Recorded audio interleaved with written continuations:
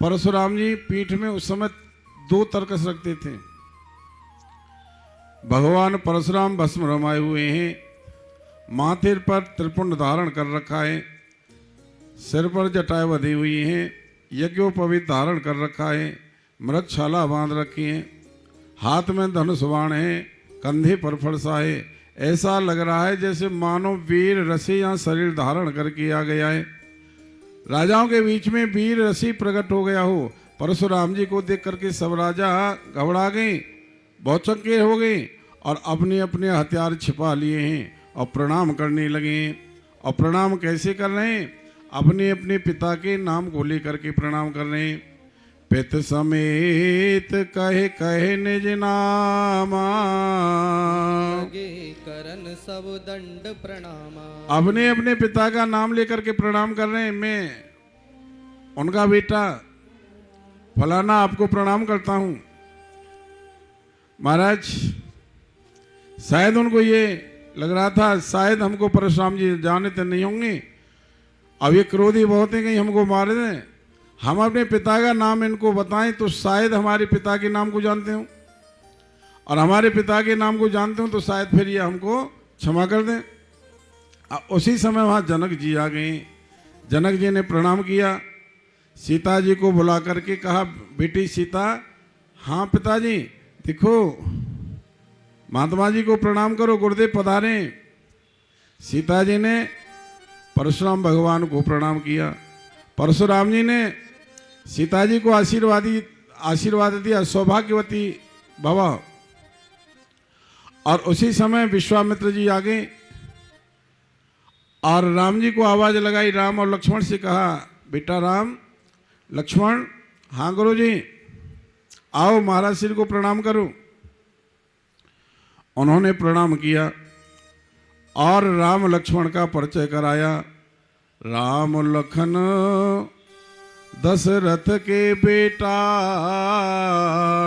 आशीष देखे भल जोटा। महाराज ये राम और लक्ष्मण हैं, राजा दशरथ, अयोध्या नरेश राजा दशरथ के पुत्र हैं।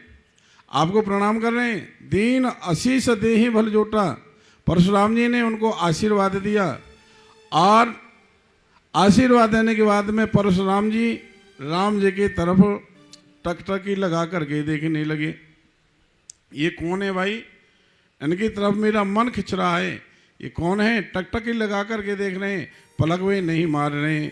और फिर चारों तरफ नजर घुमाई तो देखा वहाँ बड़े बड़े राजा खड़े हुए हैं, बड़े बड़े राजाओं की भीड़ लगी हुई है।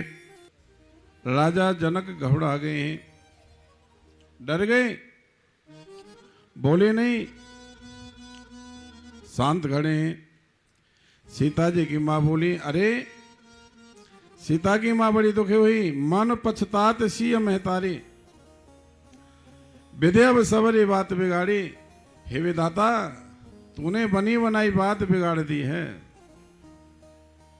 तूने ठीक नहीं किया, बनी बनाई बात बिगाड़ दी।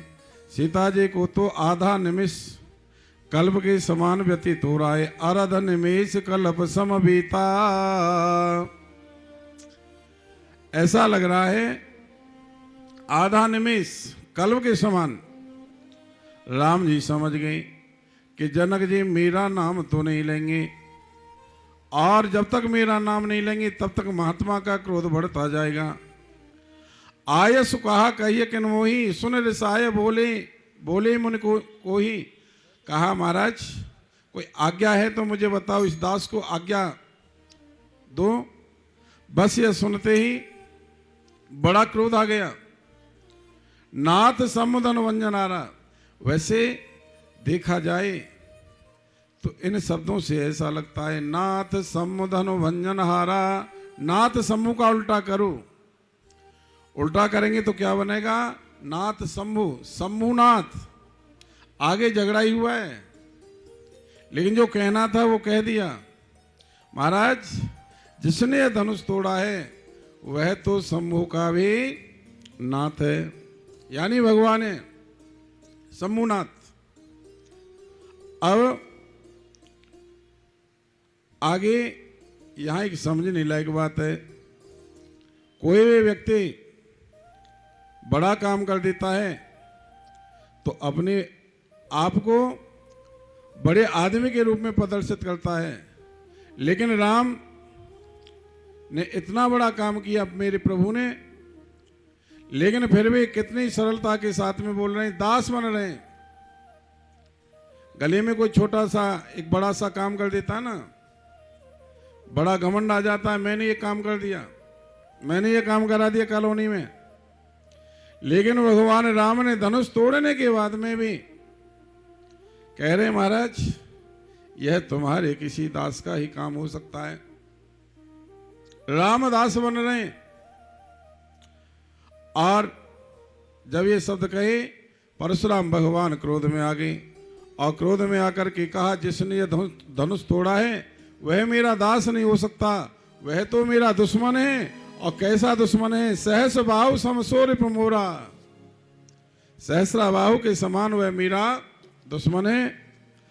अब लक्ष्मण जी वहां थे, लक्ष्मण जी को यह सब सहन नहीं हो पाया। लक्ष्मण जी मन ही मन विचार कर रहे हैं, आहा गुरु जी ने यह मुलाकात गलत करवा दी है। अरे इनके साथ तो मेरी मुलाकात होनी चाहिए थी, महात्मा के साथ मेरी वार्ता होनी चाहिए थी। महात्मा तो बड़ी क्रोधी हैं और क्रोधी के साथ साथ ये बड़े घमंडी हैं और राम जी सरल हैं। विश्वामित्र जी ने लक्ष्मण को आज्ञा दे दी, लक्ष्मण उठे और परशुराम जी के सामने जाकर के खड़े हो गए। अब आप विचार करना, कहाँ परशुराम जी की उम्र, कहाँ लक्ष्मण जी की उम्र, कितना बड़ा विरोधाभास है। पर दोनों के बीच एक साम्य है, दोनों ही गुरु स्वभाव के हैं और दोनों ही जल्दी में निर्णय लेते हैं। परशुराम जी बोले, हे राम, जिसने यह धनुष तोड़ा है वह इस समाज से बाहर आ जाए, नहीं तो मैं सब क्षत्रियों को मार दूंगा। सुनते ही सब राजाओं के छक्के बक्के छूट गई। सोचा अच्छा होता जो हम पहले ही निकल जाते, अब तो बिन मौत के घाट मारे जाएंगे। परशुराम जी की बात सुनकर के लक्ष्मण बोले, अरे बाबा तो बिगड़ेल भी हैं। और लक्ष्मण जी ने पहला वाक्य बोला, महाराज हमने ऐसे बहुत से धनुष तोड़े हैं, पहले तो आपने इतना क्रोध नहीं किया। लक्ष्मण जी कहने लगे, लक्ष्मण कहते हैं बहुत धन ही तोरी लड़काई, कबो न असरस कीनी गुसाई।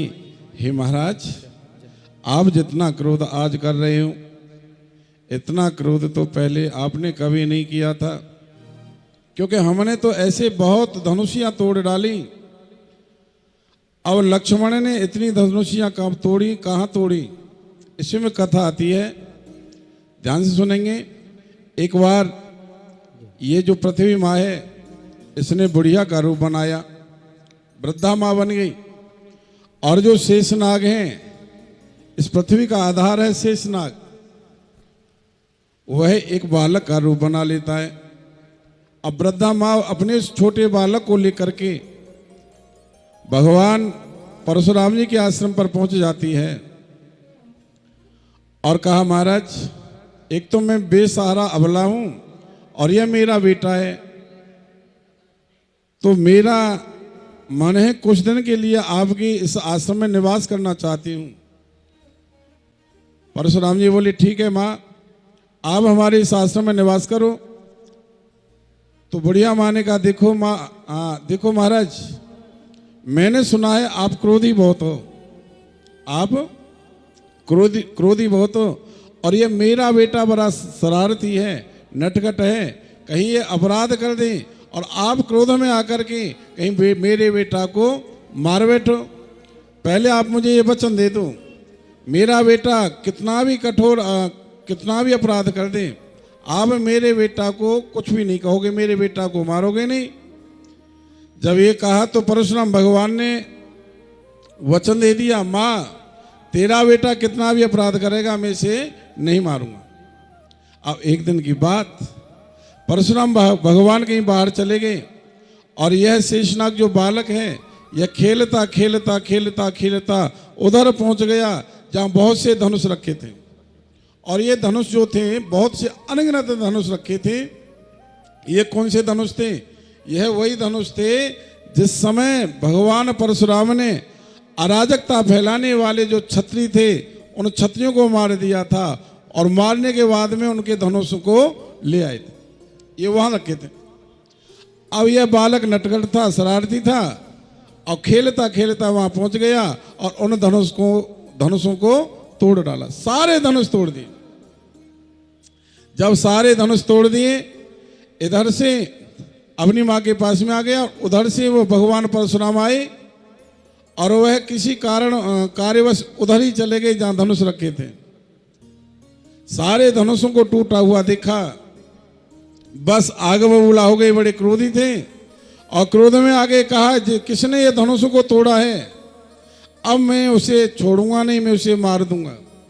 वृद्धा मां घबरा गई, घबरा करके महात्मा जी के पास में आई, कहा महाराज मैंने तुमसे पहले वचन ले लिया था कि मेरा बेटा शरारती है, अपराध करेगा, कितना भी बड़ा अपराध कर दे, तो आप मेरे बेटा को मारोगे नहीं, मैंने तुमसे ये वचन ले रखा था, तो आप ऐसा करो, यह धनुष तो मेरे इस बालक ने तोड़े, लेकिन मेरे बेटा से कुछ कहोगे नहीं।